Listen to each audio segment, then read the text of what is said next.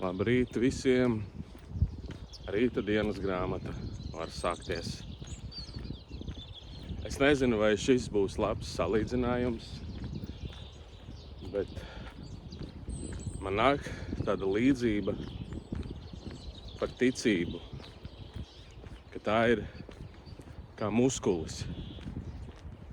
Ticība, paļāvība, ka to var trenēt kā muskuli.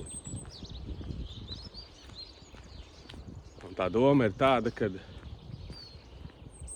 jo vairāk tu dari, jo vairāk tu dodies nezināmajā, paļaujies, ka Dievs tur otrā pusē noķer, jo vairāk tā attīstās, jo vieglāk tu spēj uzticēties Dievam un visam, kas notiek,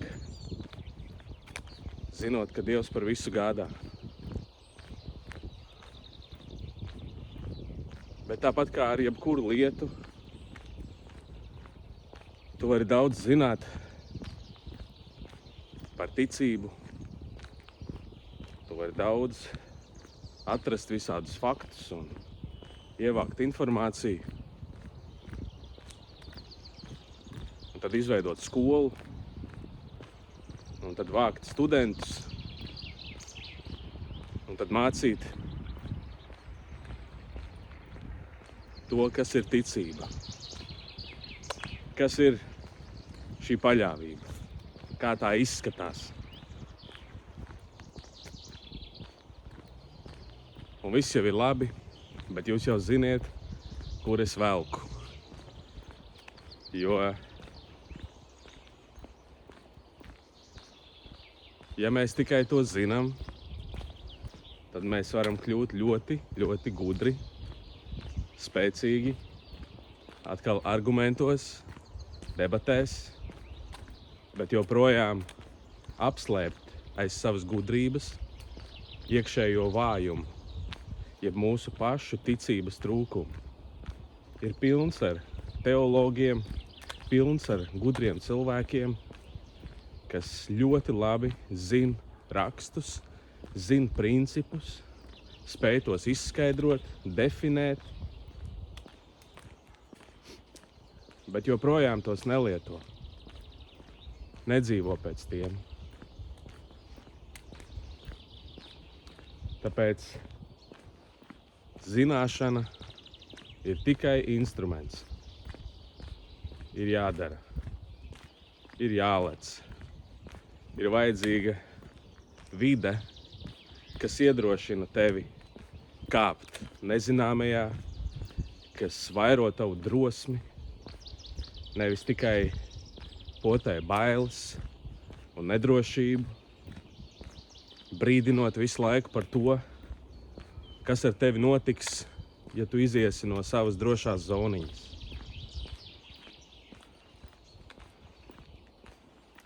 Un tāpēc arī šajā pasaulē tā notiek, kad cilvēki paši baidās un domā, ka viņiem ir pilna patiesība, pilna perspektīva par to, kā lietas notiek. Un tad viņi potē savus baiļu programmas arī tālāk. Un tad cilvēki nepiedzīvo ticību, nepiedzīvo ticības augļus, nespēr to soli, neriskē, jo baidās kļūdīties, baidās, ka tiks kritizēti, varbūt pat izstumti. Un tad tas ir tas fenomens, ko mēs daudz kur redzam, kad ir vienkārši klišejas. Ir vienkārši lietas, kas tiek neskaitāmas reizes atkārtotas, un viņas visas ir jau zināmas un dzirdētas un pašsaprotamas, bet netiek praktizētas, netiek izdzīvotas. Un tāpēc tā ir diezgan bīstama vieta, jo ticība ir domāta, lai to praktizētu. Un tad, kad to dara un lieto un liek lietā, tad nāk atziņas, tad nāk arī kāda pamācība, bet nevis otrādi. Mēs vienmēr sākam no otra gala, iesēžamies skolas solā vai baznīcā, un tad domājam, ka ok, te mēs sāksim, te mēs iemācīsimies, bet tā arī solīši netiek spērti, un beigās tas viss liekas tāds neīsts, atvienots no realitātes, kur manā ikdienā tas darbojās, tad visu laiku sanāk ieslēgt savu garīgo daļu, un tad atkal pārslēgties uz laicīgo pasauli un būt par parasto mirstīgo. Bet es ticu, ka tā tas nav paredzēts.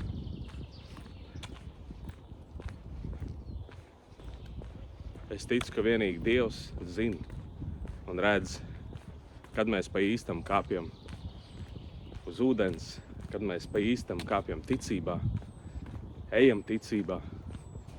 Un tāpēc turpinam vienu un to pašu vēsti, kustināt, lai iedrošinātu pats sevi un citus, spērt solīti savā dzīvē, spērt soli un tad skatīties, kā Dievs runā caur tevi un var tevi lietot, jo tu izdarīji izvēli.